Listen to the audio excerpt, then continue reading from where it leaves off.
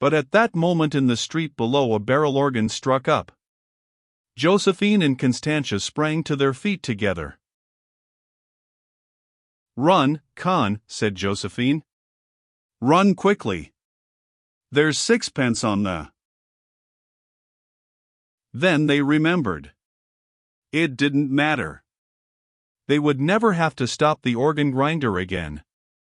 Never again would she and Constantia be told to make that monkey take his noise somewhere else. Never would sound that loud, strange bellow when father thought they were not hurrying enough. The organ grinder might play there all day and the stick would not thump. It never will thump again, it never will thump again.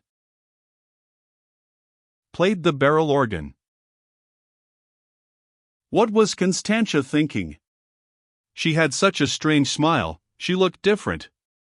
She couldn't be going to cry. "Jug, Jug," said Constantia softly, pressing her hands together. "Do you know what day it is? It's Saturday. It's a week today, a whole week. A week since father died, a week since father died," cried the barrel organ. And Josephine, too, forgot to be practical and sensible. She smiled faintly, strangely. On the Indian carpet there fell a square of sunlight, pale red. It came and went and came and stayed, deepened until it shone almost golden. "The sun's out," said Josephine, as though it really mattered. A perfect fountain of bubbling notes shook from the barrel organ, round, bright notes, carelessly scattered. Constantia lifted her big, cold hands as if to catch them, and then her hands fell again. She walked over to the mantelpiece to her favorite Buddha. And the stone and gilt image, whose smile always gave her such a queer feeling, almost a pain and yet a pleasant pain, seemed today to be more than smiling. He knew something, he had a secret. "I know something that you don't know," said her Buddha. Oh, what was it? What could it be? And yet she had always felt there was something. The sunlight pressed through the windows, thieved its way in, flashed its light over the furniture and the photographs. Josephine watched it. When it came to Mother's photograph, the enlargement over the piano, it lingered as though puzzled to find so little remained of Mother, except the earrings shaped like tiny pagodas and a black feather boa. Why did the photographs of dead people always fade so? Wondered Josephine. As soon as a person was dead, their photograph died too.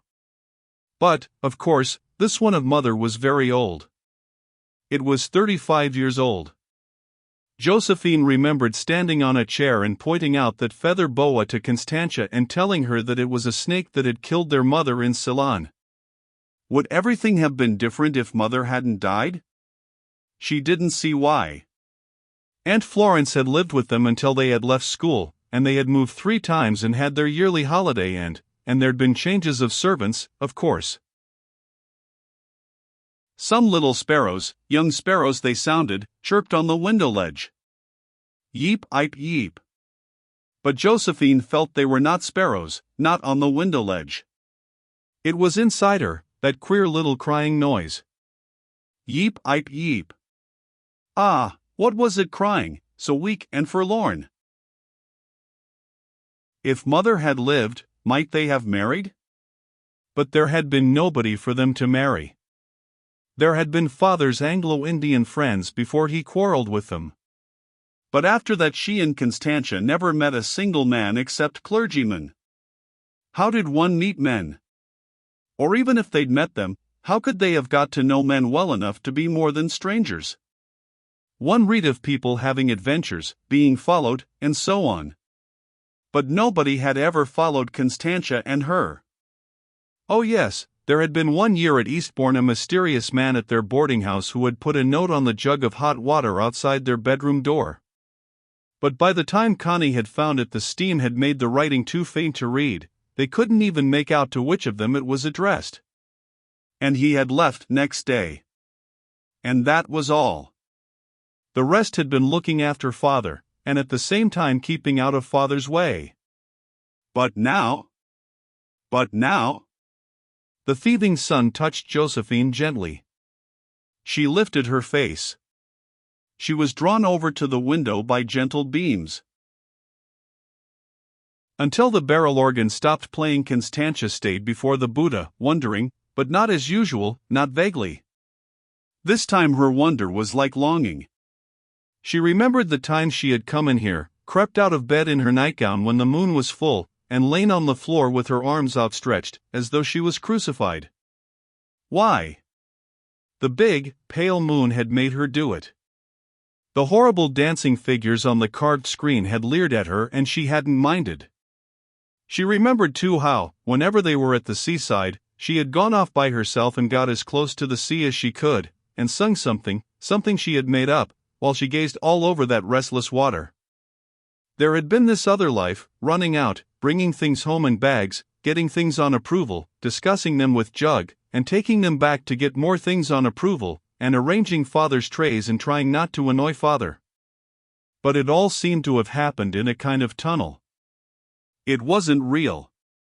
It was only when she came out of the tunnel into the moonlight or by the sea or into a thunderstorm that she really felt herself. What did it mean? What was it she was always wanting? What did it all lead to? Now. She turned away from the Buddha with one of her vague gestures. She went over to where Josephine was standing. She wanted to say something to Josephine, something frightfully important, about the future and what? Don't you think perhaps, she began. But Josephine interrupted her. I was wondering if now, she murmured. They stopped, they waited for each other. Go on, Con, said Josephine. No, Jug, after you, said Constantia. No, say what you were going to say. You began, said Josephine. I'd rather hear what you were going to say first, said Constantia. Don't be absurd, Con. Really, Jug. Connie. Oh, Jug. A pause. Then Constantia said faintly, I can't say what I was going to say, Jug, because I've forgotten what it was that I was going to say. Josephine was silent for a moment. She stared at a big cloud where the sun had been. Then she replied shortly, I've forgotten too.